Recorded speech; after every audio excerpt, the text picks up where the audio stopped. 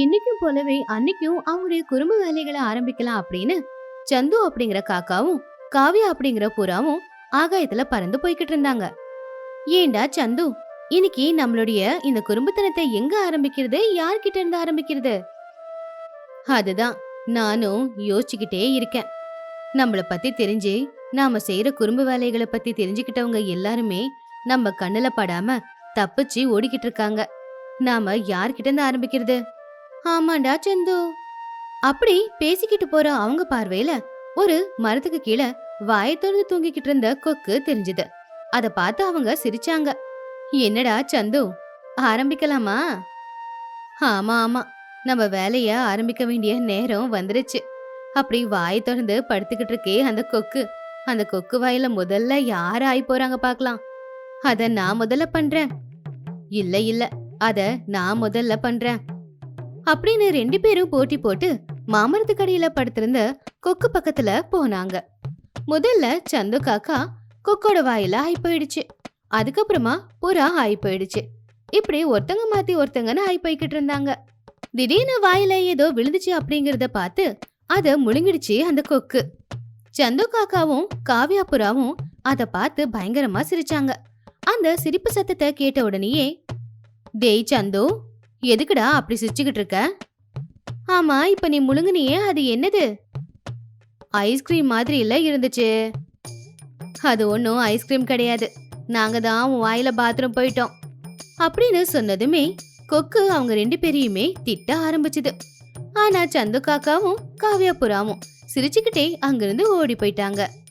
அப்படி கொஞ்ச தூரம் போய் ஒரு மரத்தோட கிளையில உக்காந்தாங்க. ஐயோ, சிரிச்சு சிரிச்சு வயிறெல்லாம் வலிக்குதுடா. இனிமே என்னால சிரிக்க கூட முடியாது. ஆமா ஆமா, கிட்டத்தட்ட என்னுடைய நிலைமையும் அப்படிதான் இருக்குன்னு வச்சுக்கோயேன்.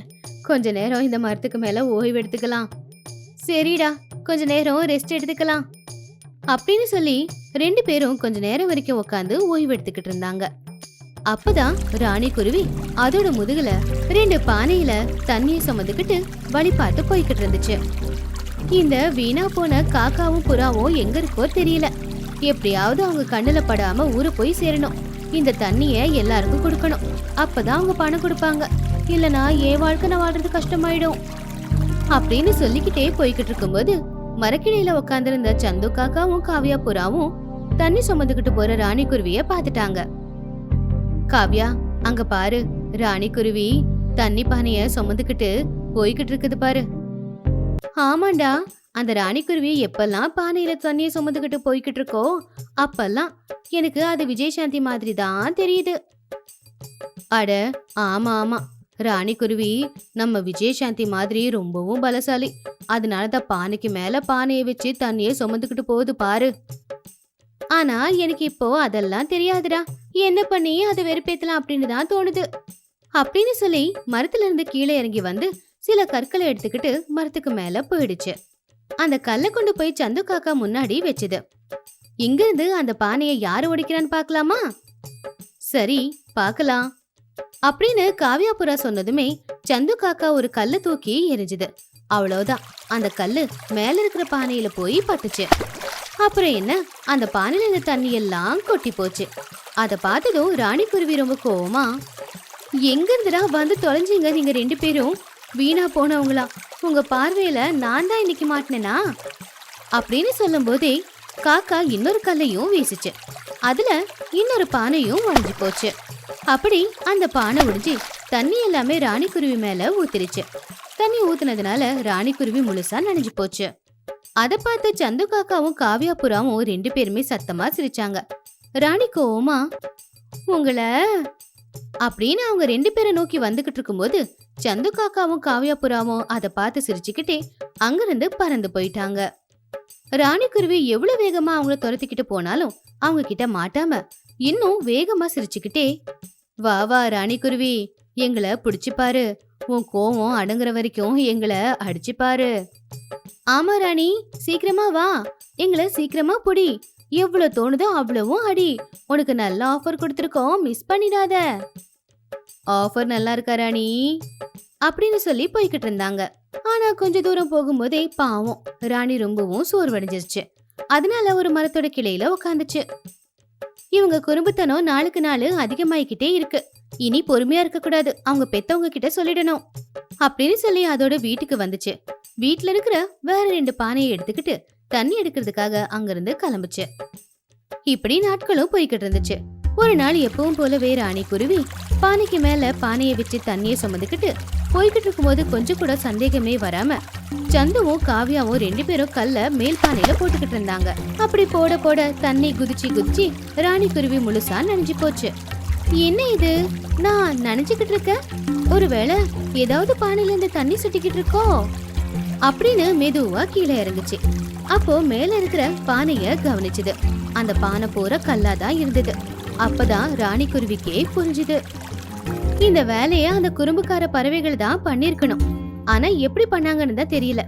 அவங்களுக்கு எப்படியாவது நான் பாடத்தை கத்து கொடுக்கணும் அப்படின்னு சொல்லிக்கிட்டு இருக்கும்போது ஒரு மரக்கிளையில உட்காந்துக்கிட்டு சத்தம் போட்டு சிரிச்சுக்கிட்டு இருந்த காக்காவையும் புறாவையும் பாத்துச்சு. அப்ப அதோட மனசுக்குள்ள, இனி இதுங்க குறும்புத்தனத்தை என்னால தாங்க முடியாது, எப்படியாவது இவங்களுக்கு பாடம் கத்து கொடுத்தே ஆகணும்.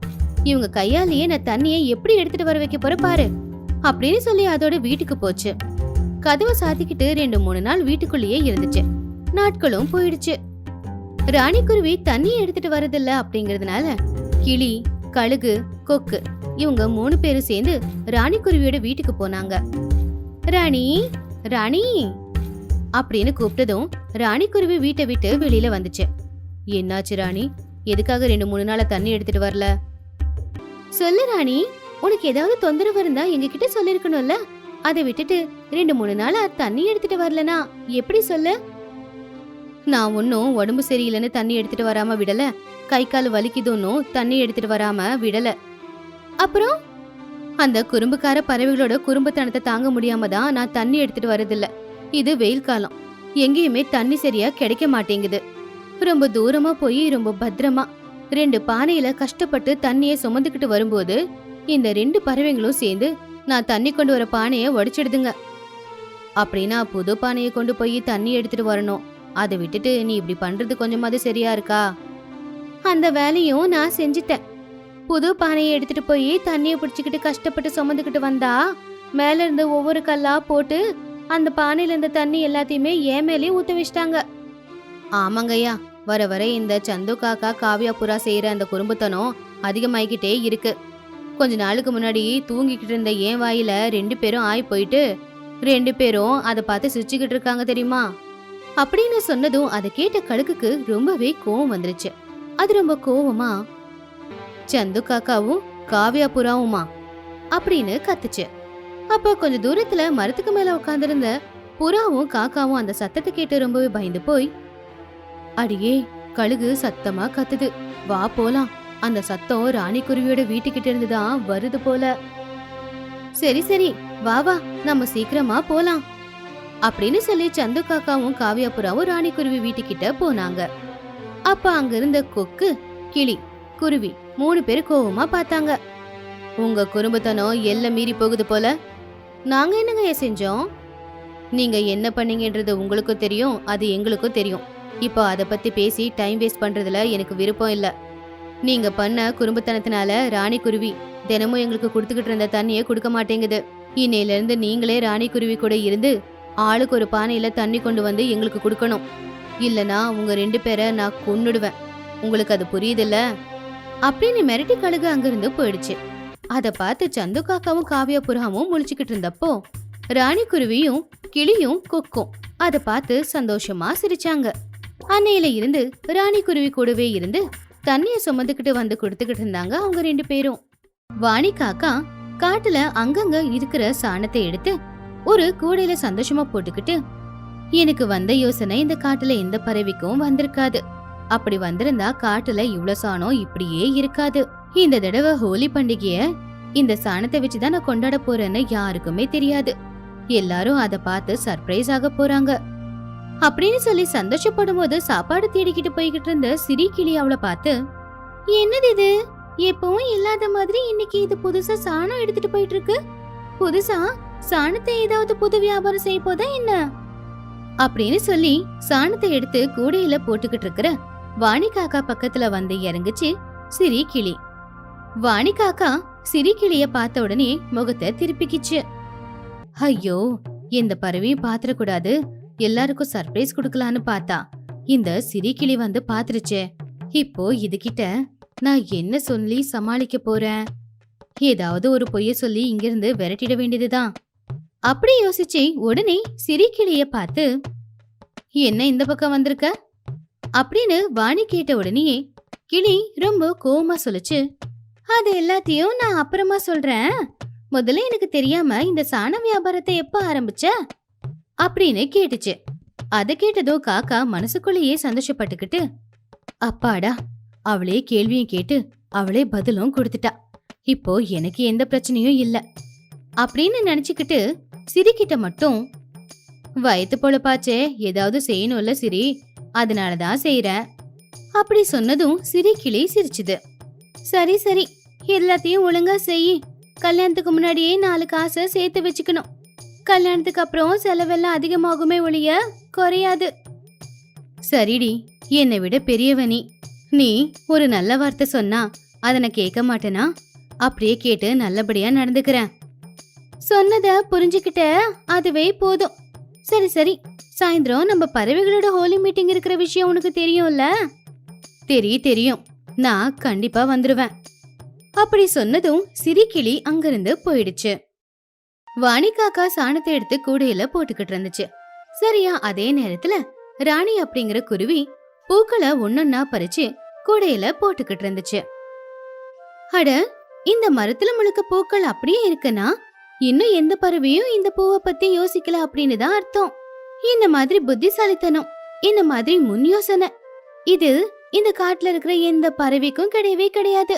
இனிமே அவங்களுக்கு வராதும் கூட அப்படின்னு சந்தோஷப்பட்டுக்கிட்டு இருக்கும்போது கூடையில கலர் பொடிய வச்சுக்கிட்டு விக்கிறதுக்கு கொண்டு போற ராதாபுராவோட பார்வையில பூக்களை பறிச்சுக்கிட்டு இருந்த ராணி குருவி விழுந்துச்சு.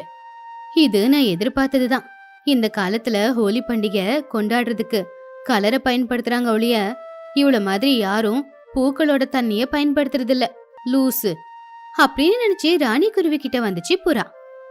ராதா புறாவை பார்த்து, நீ என்னடி வழி தவறி இந்த பக்கம் வந்துட்டியா? நான் ஒன்னும் வழி தவறி இங்க வரல. ஹோலி பண்டிகை வருது இல்லையா, அதனாலதான் நிறைய கலச வாங்கிட்டு வந்தேன். அதை விற்க போகும்போதுதான் உன்னை நான் இங்க பார்த்தேன். பார்த்து பேசிட்டு போலான்னு தான் இங்க வந்தேன். பார்த்து பேசிட்டல்ல, போய் உன் வேலைய பாரு. வேலை விஷயமா தான் வந்தேன். உன் கூட சேர்ந்து பூ பறிக்க நான் ஒன்னும் வரல. ஹோலி பண்டிகை வரப்போகுதுல, கலர்ஸ் ஏதாவது தேவைப்படுதா? யாருக்கிட்ட என்னடி பேசிக்கிட்டு இருக்க? 2-3 வருஷமா நம்ம ஹோலி பண்டிகை கொண்டாடுறோம். நான் இன்னைக்காவது கலர் பயன்படுத்தி பாத்திருக்கியா? உனக்கு தெரியும்ல, இந்த கலர்ஸ் எல்லாம் கெமிக்கல்ல தான் ரெடி பண்றாங்க. அத பயன்படுத்தினா நாளைக்கு நம்ம உடம்புக்கும் கெடுதல், நம்மளுடைய சருமத்துக்கும் கெடுதல் அப்படின்னு ராணி குருவி சொன்னதை கேட்டு, அட கடவுளே, மறுபடியும் கதை சொல்ல ஆரம்பிச்சிட்டியா? உன் கதைக்கும் உனக்கு பெரிய கும்பிடுமா. என் பாட்டுக்கு என் வேலையை பார்த்துட்டு நான் போய் இருந்திருக்கலாம். உன் பக்கத்துல வந்து உன்கிட்ட பேச்சு கொடுத்தேன் பாரு, எனக்கு அறிவில்ல. பரவாயில்லையே, இப்பவாச்சும் உனக்கு அறிவில்லைன்னு ஒத்துக்கிட்டியே அப்படின்னு சொன்னதும் ராதாபுராவுக்கு கோவம் அதிகமாச்சு. உடனே கோவத்திலேயே திட்டிக்கிட்டு அங்கிருந்து பறந்து போச்சு. அப்படியே நேரமும் போச்சு. சாயந்தர நேரம் எல்லா பறவைகளும் நினைச்ச இடத்துல வந்து சேர்ந்தாங்க. சாயந்தர நேரம் நல்ல சில்லுன்னு இருந்துச்சு. சூடா மிளகா பஜ்ஜி வேற. அதை சாப்பிட்டுக்கிட்டே ஹோலி பண்டிகையை பத்தி பேசிட்டு இருந்தாங்க. ஃப்ரெண்ட்ஸ், உங்க எல்லாருக்கும் அட்வான்ஸா நான் ஹோலி விஷஸ சொல்லிக்கிறேன் அப்படின்னு சொன்னதும் பறவைகள் எல்லாரும் சேர்ந்து சந்தோஷமா ஹாப்பி ஹோலி ஹாப்பி ஹோலின்னு சொன்னாங்க. ஒவ்வொரு வருஷமும் வர மாதிரியே இந்த வருஷமும் நாம கொண்டாட ஹோலி பண்டிகை வந்திருக்கு. அதனால நாம இந்த தடவை ஹோலி பண்டிகை எப்படி கொண்டாட போறோம்னு எல்லாரும் சொல்லுங்க. இந்த ஹோலி பண்டிகையால யாருக்கும் எந்த நஷ்டமும் வந்துடக்கூடாது. எல்லாரும் சந்தோஷமா கொண்டாடணும். அதுதான் உண்மை. ஹோலி பண்டிகை கொண்டாடுறதே சந்தோஷத்துக்காக. அப்படி சந்தோஷமா பண்டிகை கொண்டாடும் போது எந்த ஒரு பறவையும் மத்த ஒரு பறவைய கஷ்டப்படுத்திடவே கூடாது. போதும் போதும், ஒரு ஆமாயணத்தை நிப்பாட்டுறியா அப்படின்னு கழுகு சொன்னதுமே சிரியோட முகம் திடீர்னு வாடி போச்சு. என்னோட ஹோலி செலிப்ரேஷன் தண்ணியோட தான் இருக்கும். பக்கத்துல இருக்கிற ஆத்துல இருந்து தண்ணிய வாயில ரொப்பிப்பேன். யாராவது எதிர்க்க வந்தா அவங்க மேல துப்புவேன் அப்படின்னு சொன்னதும் அங்கிருந்த எல்லாருமே சிரிச்சிட்டாங்க. எனக்கு இந்த ஹோலி எல்லாம் ஒரு பண்டிகை இல்ல. எல்லா பண்டிகையும் பிளேட்ல தான் ஆரம்பிக்கும். அப்படி சுரேஷ் கழுகு சொன்ன உடனே எல்லா பறவைகளுமே சிரிக்கிறத நிப்பாட்டிட்டாங்க. ஆனா நான் சாண நீரை தெளிக்க போறேன். ஓஹோ வாணி, அதுக்குதானா நீ காட்டுல இருக்கிற சாணத்தை எல்லாம் பொறுக்கிக்கிட்டு இருந்தது? ஆமா சரி, முதல்ல சொன்னா நீ எனக்கு காம்படிட்டர் ஆயிடுவ இல்லையா, அதனாலதான் சொல்லல, தப்பா எடுத்துக்காத. இதுல தப்பா நினைக்கிறதுக்கு என்னடி இருக்கு? ஆனா நான் மட்டும் சாம்பல் நீரை தான் ஊத்த போறேன். ஏழு தானே, நான் கலர் வாங்க முடியாது, அதுக்குன்னு பூக்களை பறிச்சுட்டு வர முடியாது, இந்த மாதிரி சாணத்தையும் எடுத்துட்டு வர முடியாது. உண்மையா ஹோலி பண்டிகை கொண்டாட போறது நான் தான். எல்லா கலரையுமே நான் வாங்கிட்டு வந்துட்டேன். ஹோலி பண்டிகை அன்னைக்கு எல்லா பறவை மேலேயும் அந்த கலரை தான் நான் தூவ போறேன். கலர்லாம் வேண்டாம் ராதா, அதுல கெமிக்கல் இருக்கும். அந்த கலர் பொடி நம்ம ஸ்கின்ல பட்ட உடனே நம்ம ஸ்கின்னுக்கு அலர்ஜி வரும், நம்ம உடம்புக்கு ஏதாவது பிரச்சனை வரும், உடம்பெல்லாம் எரியும், நம்ம கஷ்டப்படுவோம், முகையெல்லாம் கருத்து போயிடு வேற.